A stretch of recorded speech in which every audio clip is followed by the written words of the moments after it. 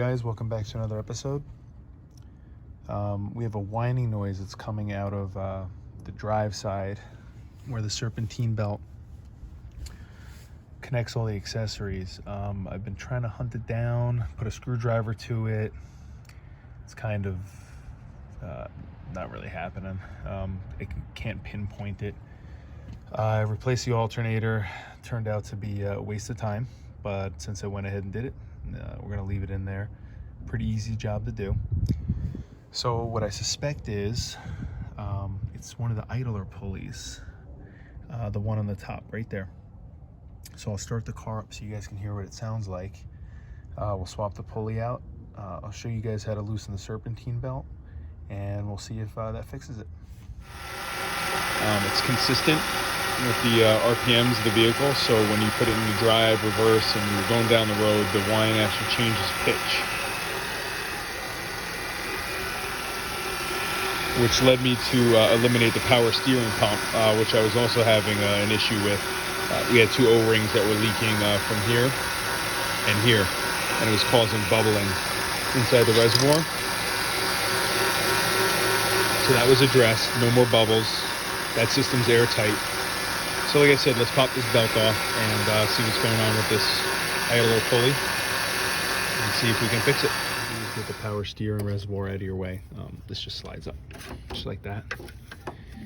And then I can get tucked up front there by the headlight. You're gonna wanna take your 14mm socket. Okay. And then you're gonna be pushing back towards the firewall. See if I get a better angle for you.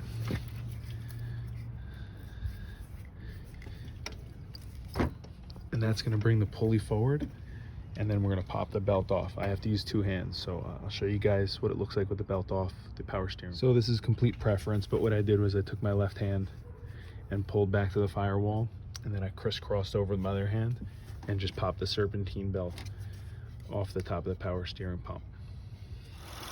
All right, so we're just doing this for verification purposes. We took the serpentine belt completely off.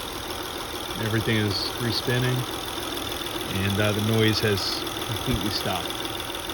So now we know that it's potentially one of these pulleys, or maybe even the power steering pump. So like I said, let's go ahead and try to pop one of these pulleys off and see if we can't get this noise to quit rattling. All right, to fully inspect the pulley system, I removed the belt tensioner pulley at the top. I removed the timing cover, which wasn't necessarily needed, not knowing at the time. But anyway, gives us a clear picture of what's going on in here.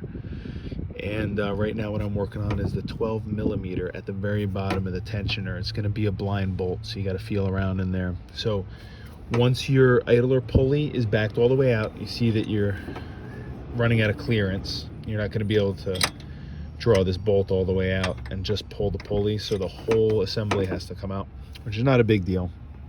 It's going to be comprised of this bolt here and the one that I'm working on, and then we're going to pop this out. After the tension assembly's been removed, did a little inspection, and I can't be positive, but to me this bearing looks like it's in decent shape, as opposed to the actual tensioner bearing, which was completely bound up. So what I decided to do, I bought a replacement for this pulley. It was $60. The local auto parts store didn't have the tensioner pulley in stock. And I really can't wait. I need the vehicle to be moving tonight. So what I did was I kind of bit the bullet here, and I got a generic Dayco unit. Now, the idler pulley by itself was a Gates model, made in Canada. That was $60. I'm gonna return that. Now I got this whole unit right here made by Dayco, made in the USA, and this cost me $80. So $20 difference with the whole unit. So I'm gonna kind of inspect it, make sure that everything matches. The parts look very similar. The casting looks a little crummy on here, but the bearings are the most important part. So we're gonna throw this guy on and see if she does the trick. Just a quick tip, guys. there's 12 millimeter, that blind bolt I was referring to earlier in the video. I found to reinstall, that's going to be the trickiest bolt to mess around with. It's the most time consuming. I just wrapped that up, but you're going to find success with a regular 3/8 12 millimeter socket with a very short extension. I want to say this is maybe 3 inches, maybe 2. Let me see here. You're looking at a 2-inch extension with a standard socket, head 12 millimeter, and then just a regular 3/8 ratchet. Tighten it up by hand as far as you can, and then get this in here, and then it's just gonna sit. You'll barely clear it, but it'll just be enough. This is the right combination. If you try to go with an extended socket, it's gonna be too short. If you try to go with a regular socket with an extension that's even a little bit longer than this, you're not gonna have enough clearance along the frame rail right there.